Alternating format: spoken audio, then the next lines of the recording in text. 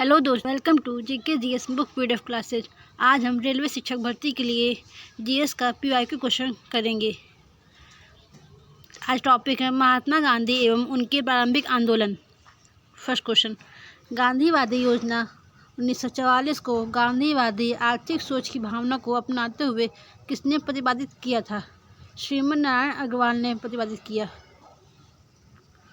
महात्मा गांधी ने 1919 में इनमें से किस अधिनियम के खिलाफ राष्ट्रव्यापी सत्याग्रह शुरू करने का निर्णय लिया? रॉलेट एक्ट के विरुद्ध। निम्नलिखित में से किसने 1920 में अहमदाबाद टेक्सटाइल लेबर एसोसिएशन की स्थापना की, जो भारत का सबसे पुराना कपड़ा श्रमिकों का संघ है? कौन सा? अनुसुईया साराभाई की स्थापना की थी। नस्ली भेदभाव के खिलाफ लड़ने के लिए नटाल इंडियन कांग्रेस की स्थापना किसने की थी? नटाल इंडियन कांग्रेस की स्थापना महात्मा गांधी ने की थी। दक्षिण भारत से भारत लौटने के बाद महात्मा गांधी ने 1916 में किस विश्वविद्यालय में पहली बार सार्वजनिक तौर पर संबोधित किया था? कहाँ? बनारस हिंदू विश्वविद्यालय में। दक्षिण अफ्रीका से वापस लौटने के पश्चात महात्मा गांधी फरवरी 1916 में किसके उद्घाटन के समय पहली बार सार्वजनिक रूप से आम जनता से रूबरू हुए? बनारस हिंदू विश्वविद्यालय जब गए थे तब। चंपारण आंदोलन इनमें से किसके विरोध में किया गया था? या नील की जबरन खेती के विरोध में किया गया था 1917 में। इनमें से किस आंदोलन का नेतृत्व महात्मा गांधी ने नहीं किया? किसका नहीं किया? बारदोली सत्याग्रह का। बारदोली सत्याग्रह का नेतृत्व सरदार वल्लभ भाई पटेल ने किया था। खेड़ा जिले के किसानों की सहायता के लिए महात्मा गांधी ने सत्याग्रह का आयोजन किस वर्ष किया? 1918 में। निम्नलिखित में से कौन सा आश्रम महात्मा गांधी द्वारा स्थापित नहीं किया गया? पवनार आश्रम महात्मा गांधी ने स्थापना नहीं किया। महात्मा गांधी ने सेवाग्राम, टॉलस्टॉय फार्म, साबरमती की स्थापना की थी। 1909 में महात्मा गांधी द्वारा लिखित उस पुस्तक का नाम बताएं जिसमें यह लिखा था कि यदि भारतीय उनका सहयोग न करें तो ब्रिटिश शासन समाप्त हो जाएगा। हिंद स्वराज पुस्तक में कहा था उन्होंने। इनमें से दक्षिण अफ्रीका के लिए रेलवे स्टेशन पर प्रथम श्रेणी का डिब्बा छोड़ने से मना करने पर गांधी जी को रेलगाड़ी से बाहर फेंक दिया गया। कहाँ पर? पीटरमेरिट्सबर्ग में फेंक दिया गया था। कौन सा आंदोलन शांति की दृष्टि से नकारात्मक था किंतु प्रभाव की दृष्टि से पर्याप्त सकारात्मक था? असहयोग आंदोलन। निम्न में से कौन सा विकल्प असहयोग आंदोलन से संबंधित नहीं है? नमक मार्च। 1915 में महात्मा गांधी ने स्थायी रूप से भारत लौटे थे। कहाँ से? दक्षिण अफ्रीका से। किस वर्ष दक्षिण अफ्रीका से महात्मा गांधी भारत वापस आए थे? 1915 में। निम्नलिखित में से किसने टिप्पणी की थी कि दक्षिण अफ्रीका ने महात्मा गांधी को बनाया था? किसने कहा? चंद्रन देवनेशन ने कहा था। महात्मा गांधी ने राजनीति में किसको अपना गुरु माना था? गोपाल कृष्ण गोखले जी को। महात्मा गांधी कौन से व्यक्ति को अपना राजनीतिक गुरु या उपदेशक मानते थे? गोपाल कृष्ण गोखले जी को। गांधी ने चंपारण नामक एक छोटे से गांव में सत्याग्रह आंदोलन शुरू किया था। चंपारण वर्तमान में कौन से भारतीय राज्य में स्थित है या बिहार में स्थित है? निम्न में से किस आंदोलन में गांधी जी ने पहली बार भूख हड़ताल को शस्त्र की तरह प्रयोग किया? किसमें? अहमदाबाद हड़ताल 1918 में। स्वतंत्रता संघर्ष के दौरान हुए असहयोग आंदोलन की परिकल्पना में यह शामिल नहीं था। क्या शामिल नहीं था? मजदूर हिंसा। वर्ष 1920 एवं 22 के बीच गांधी जी ने असहयोग आंदोलन की शुरुआत की। निम्नलिखित में से कौन सा विकल्प इस सकारात्मक कार्यक्रम का अंश नहीं था? कौन सा? विदेशी वस्तु की खरीदी, यह शामिल नहीं था। भारत में महात्मा गांधी का पहला सफल सत्याग्रह था। कौन सा? चंपारण सत्याग्रह। इनमें से किसने गांधी को ब्रिटिश भारत की यात्रा करने और वहां की भूमि और लोगों के बारे में जानने की सलाह दी थी? किसने? गोपाल कृष्ण गोखले जी ने कहा था। चंपारण सत्याग्रह इनमें से किससे संबंधित है? या नील की खेती से संबंधित है? बिहार का चंपारण महात्मा गांधी द्वारा वर्ष किए गए सत्याग्रह का साक्षी था। 1917 में चंपारण सत्याग्रह हुआ था। निम्नलिखित में से कौन से आंदोलन नील की बरात कृषि से संबंधित है? चंपारण सत्याग्रह आंदोलन। महात्मा गांधी चंपारण आए थे कब? 1917 में। नील की बलात् कृषि के खिलाफ महात्मा गांधी द्वारा प्रेरित प्रमुख विद्रोह का नाम क्या था? चंपारण सत्याग्रह। किस शहर में गांधी जी को चंपारण की समस्याओं के बारे में सूचित किया गया था और वहां आने के लिए आमंत्रित किया था? कहां पर? लखनऊ में।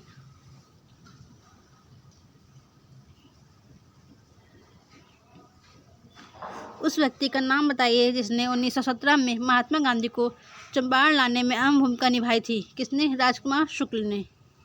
महात्मा गांधी दक्षिण अफ्रीका से भारत कब लौटे थे? 1915 में, जनवरी। नेक्स्ट टॉपिक, सविनय अवज्ञा आंदोलन।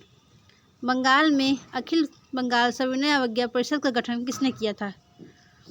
JM सेनगुप्ता ने किया था। अखिल बंगाल सविनय अवज्ञा परिषद का गठन। निम्नलिखित में से किस आंदोलन को नमक सत्याग्रह के नाम से भी जाना जाता है? सविनय अवज्ञा आंदोलन को नमक सत्याग्रह के नाम से जाना जाता है। 1930 में नमक उत्पादन पर ब्रिटिश एकाधिकार के खिलाफ इनमें से कौन सा अहिंसक विरोध किया गया था? दांडी यात्रा में। महात्मा गांधी ने साबरमती से लेकर दांडी तक प्रसिद्ध नमक मार्च शुरू किया था।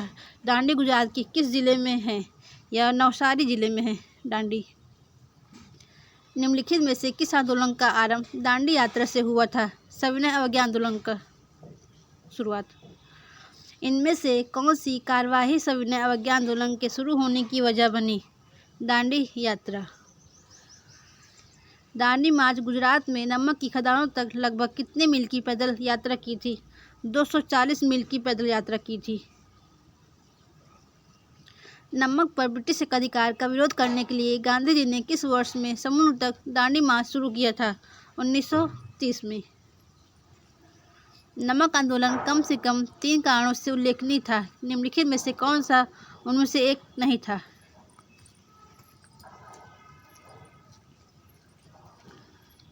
कौन सा नहीं था उनमें से?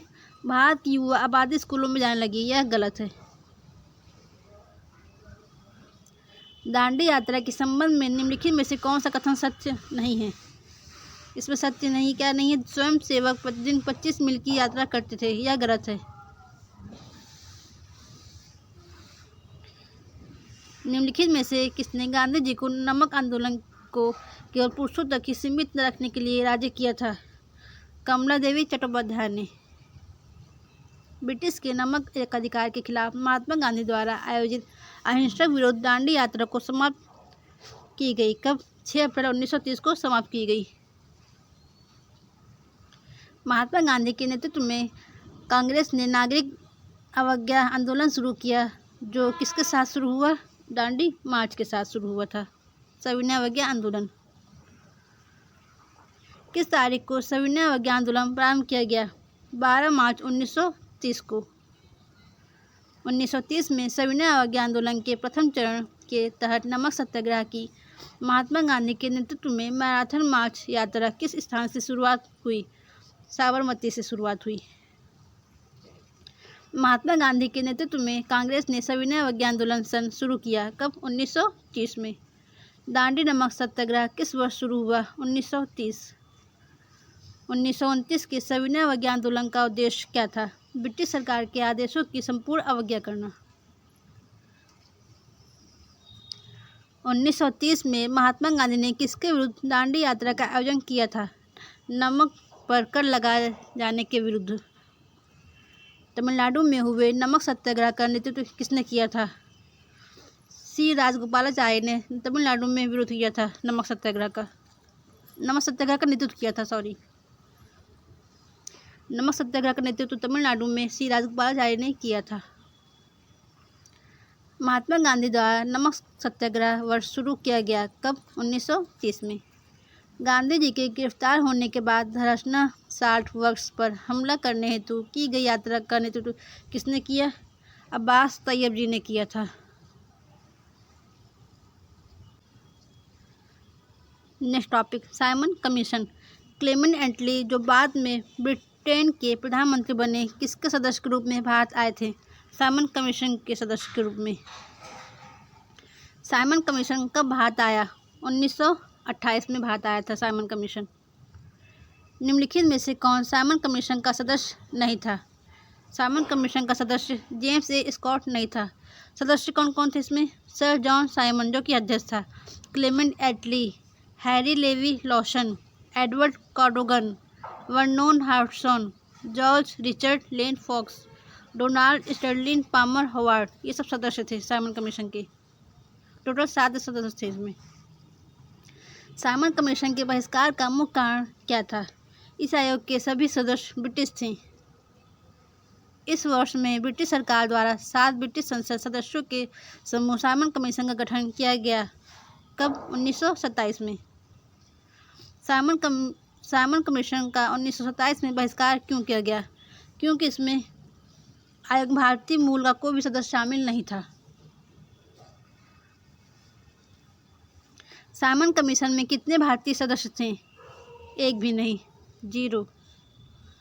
लाला लाजपत राय की मृत्यु ब्रिटिश सरकार के किस निर्णय का विरोध करते हुए हुई थी? साइमन कमीशन का विरोध करते हुए इन पर लाठीचार्ज कर दिया गया था। नेक्स्ट टॉपिक, गांधी इरविन समझौता या गोलमेज सम्मेलन। निम्नलिखित में से कौन सी बात मार्च 1931 में हस्ताक्षरित गांधी इरविन समझौते में उल्लिखित थी? कौन सी? सविनय अवज्ञा आंदोलन वापस लिया जाएगा। गांधी इरविन समझौते पर किस वर्ष हस्ताक्षर किए गए? 1931 में।